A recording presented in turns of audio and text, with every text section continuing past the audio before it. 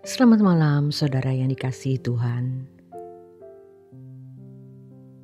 Senang sekali malam hari ini saya Yohana dapat menemani istirahat malam Anda bersama keluarga dan orang-orang yang Anda kasihi untuk mendengarkan renungan malam dari Pendeta Dr. Erastus Sabdono dengan tema mengenali keadaan yang sesungguhnya.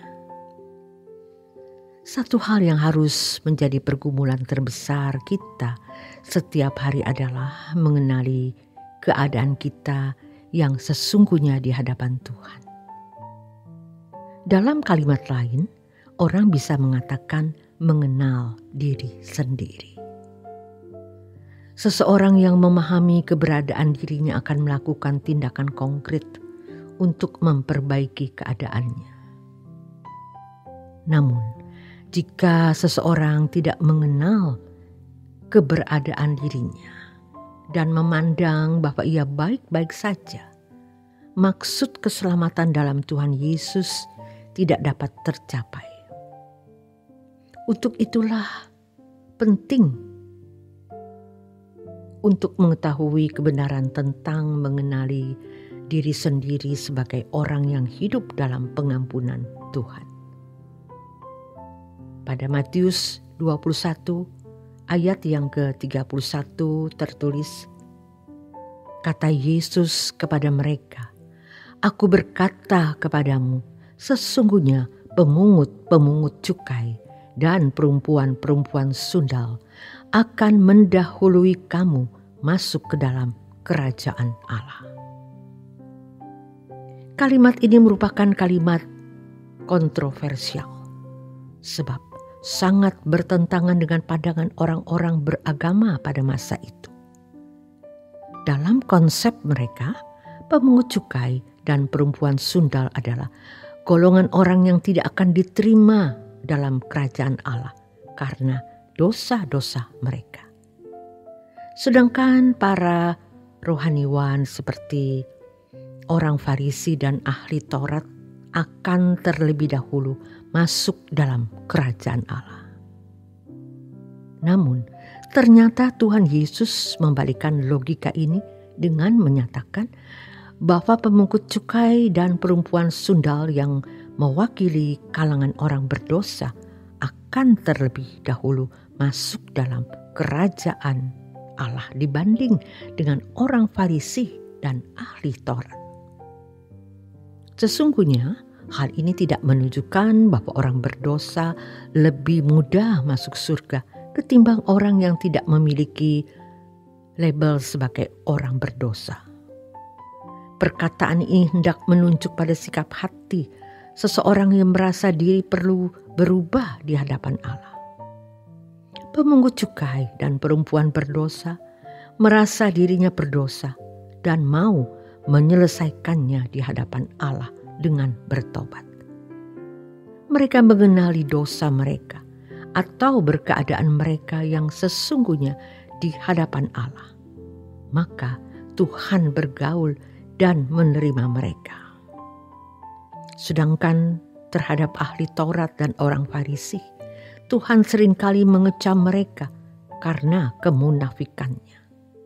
Diri mereka penuh dengan kejahatan, namun merasa tidak memiliki kejahatan yang harus diselesaikan.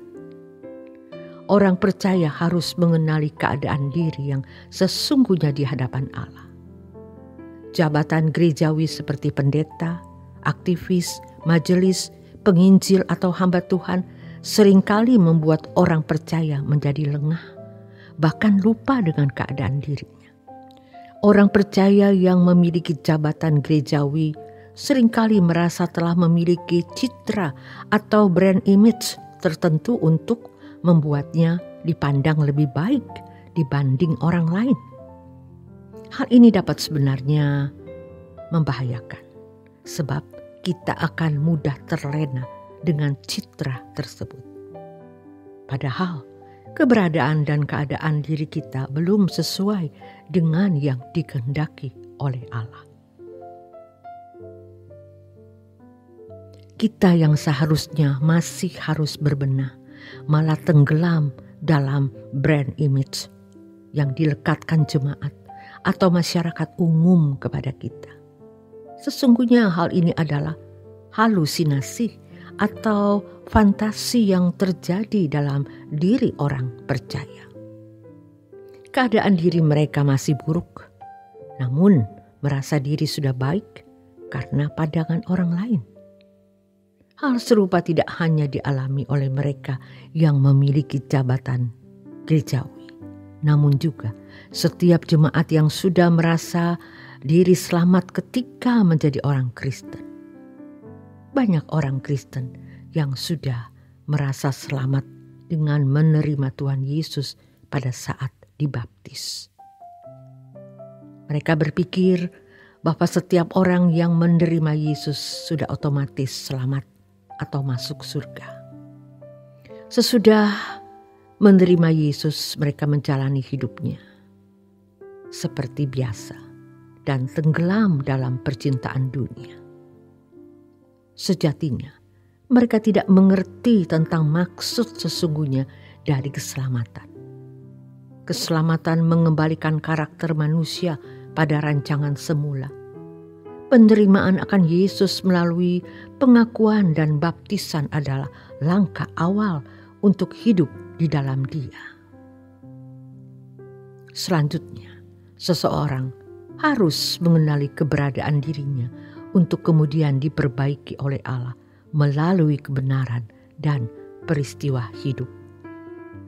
Jika seseorang sudah salah berpikir dengan konsep keselamatan yang otomatis, maka hal itu sangat berpotensi menghalangi seseorang masuk dalam keselamatan yang sesungguhnya. Oleh karenanya, setiap kita harus mengenali keberadaan diri kita hari ini di hadapan Tuhan. Apakah aku sudah berkenan?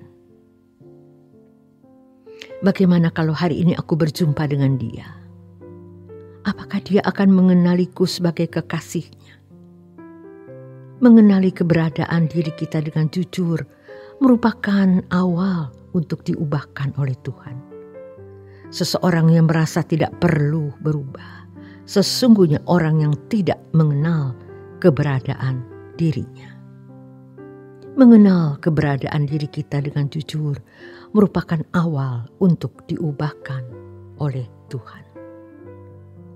Selamat menikmati malam Anda untuk menuju keperaduan malam. Selamat beristirahat. Tuhan Yesus memberkati.